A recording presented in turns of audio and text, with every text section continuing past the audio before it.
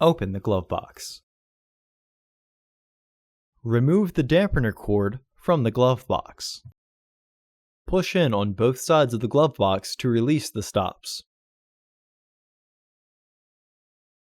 Pull the shelf so the tabs pop out of their catch.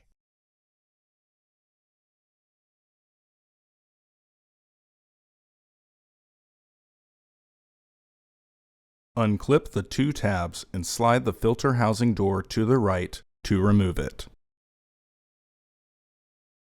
Remove the old filter from the housing and clean out any debris inside. Insert your new filter into the housing, with its airflow indicating arrow pointing down.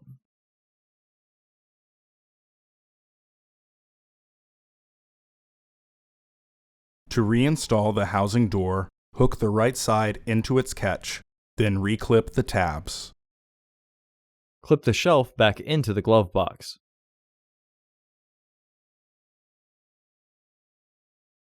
Reinstall the glove box assembly.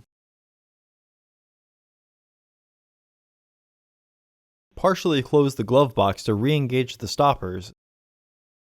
Reinstall the dampening cord.